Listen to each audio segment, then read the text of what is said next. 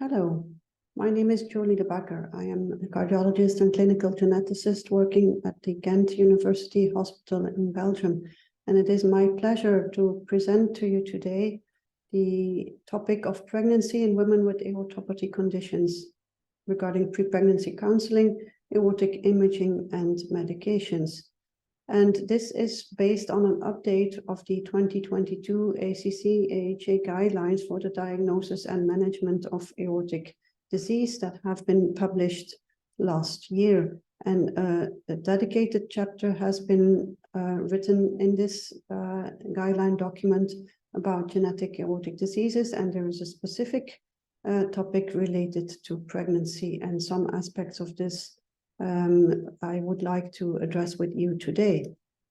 So to start, a main and an important message that I want to bring is that having children is a very personal decision, and it should be made solely by the prospective parents.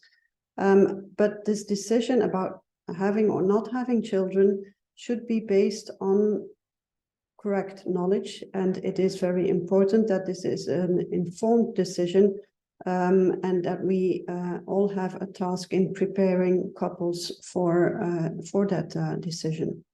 So an informed decision is key here, and there's a number of issues that need to be addressed. There's, of course, the genetic information that needs to be correctly addressed with the couple. Both male and female people should be involved in this process.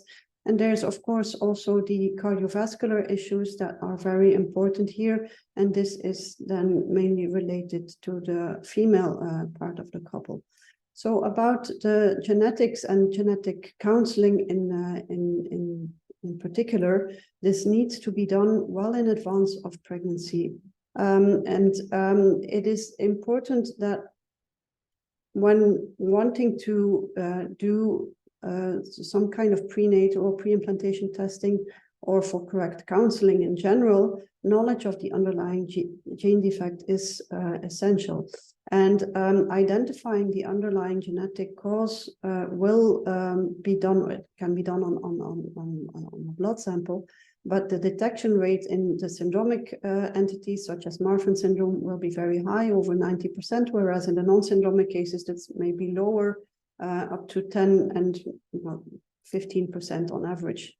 People should be informed about the 50% transmission risk. So people carrying a pathogenic variant have a risk of 50% for each child. Males and females are the same.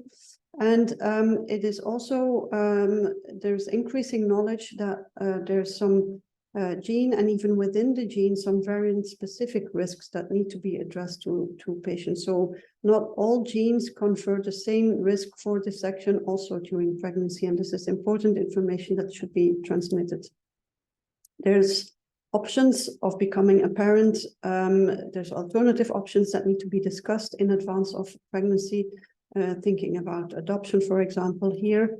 And as I mentioned, there's options for prenatal and pre-gestational testing that need to be addressed, and this needs to be addressed well in advance of a pregnancy. So prenatal, meaning that a test will be done very early on in pregnancy, and this will then, in case of an affected child, lead to termination of the pregnancy.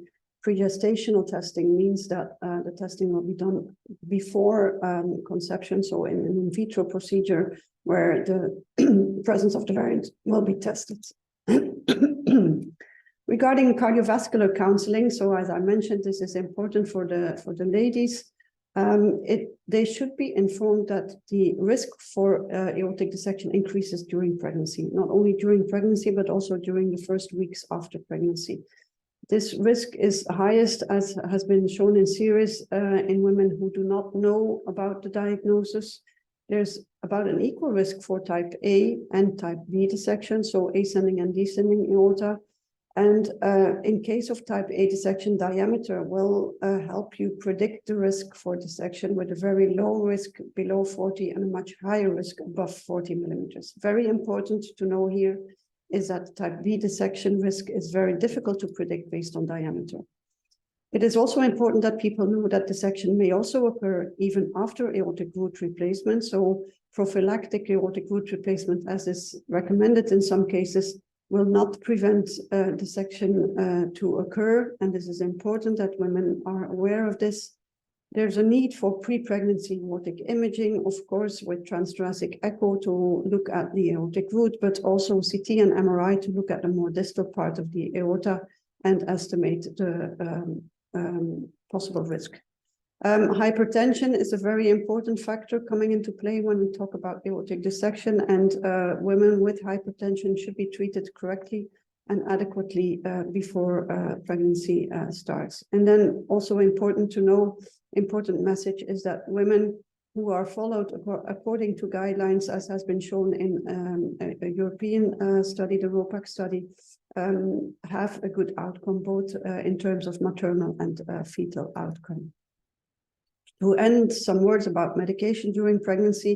So it is recommended that women take beta blockers throughout pregnancy, and that's contraindicated. This should be based on a shared decision. Of course, women should know that there may be a risk for fetal growth restriction, although this risk seems to be very low. There's a preference for metoprolol or labetalol, and atenolol is contraindicated during pregnancy. Angiotensin receptor blockers, olosartan, and all drugs in that group are contraindicated because they can cause severe fetal abnormalities. And these are then the guidelines summarized here. So pre-pregnancy genetic counseling in all couples with aortopathies should be undertaken. In patients with aortic conditions, so in women, aortic imaging should be done well in advance of pregnancy to estimate the risk. And counseling about the risks of aortic dissection, as I have discussed, should be done before pregnancy. And with this, I want to thank you for your attention.